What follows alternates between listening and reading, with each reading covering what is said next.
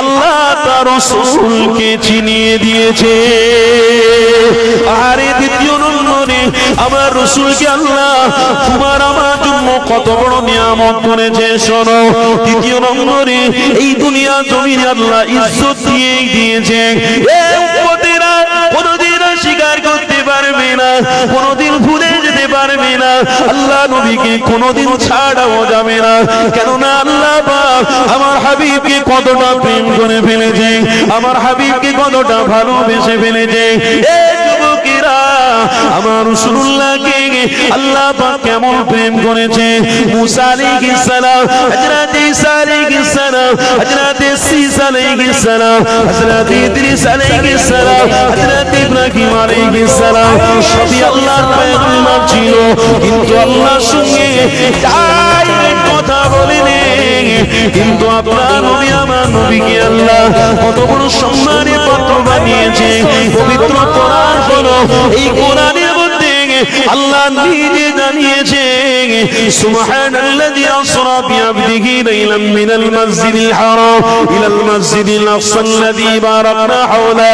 পবিত্র কোরআনে আল্লাহ স্পষ্ট জানিয়ে দিয়েছে, ওরে আমার বান্দা বান্দীরা, তোমাদের জন্য খুশির খবর হলো আমি আল্লাহ আমার মুহাম্মদ রাসূলকে দুনিয়া জমিনে থাকা অবস্থাতে আমি আল্লাহ নিজে ডেকে ৭০,০০০ পর্দাটাকে তুলে দিয়ে আমি আল্লাহ ডাইরেক্ট দিদার দিয়ে দিয়েছি।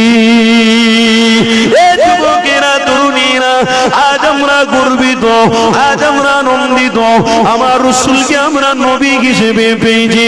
যে নবীকে আল্লাহ পাক ডাইরেক্ট দিদার দিয়েছিল, যে নবীকে আল্লাহ পাক মাকাম কত বড় দিয়েছিল। কেননা যে নবী কাল কিয়ামতের দিনে ইশারা করবে উম্মত জান্নাতে যাবে, যে নবী জাহান্নামের সামনে তোমার আমার জন্য দাঁড়িয়ে থাকবে। কেন আমার উম্মত, আমার উম্মতিরা জাহান্নামী যাতে না হয়ে যায়, যে নবী আমার ফুলসিরাতে রাস্তার সামনে দাঁড়াবে, তোমার আমার যাওয়াটা যেন সহজ হয়ে যায়।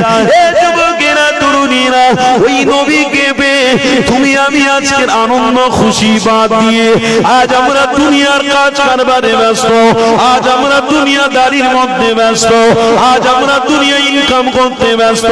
এ যুবকেরা, তরুণীরা, শুনে রেখে দাও, আল্লাহ নবীকে কোনদিনের জন্য ভুলে যেও না, আমার রাসূলকে কোনদিনের জন্য ছেড়ে দিও না। এ যুবকেরা, তাই তো আপনাদেরকে বলে দিয়ে যায় আল্লাহ নবী, নবী দয়া নবী আমার মসজিদে নববী শরীফে যখন সাহাবা কিরামদের বলতে লেগেছে, বাবা সাহাবারা, তোমরা যে নিয়ামত পেয়ে গেছো ওই নিয়ামতকে তোমরা কি ছেড়ে দেবে? আমার নবী পাকের সাহাবী হযরত আবু বকর ধন্য হয়ে গেছে, আমি গর্বিত হয়ে গেছি যে আমি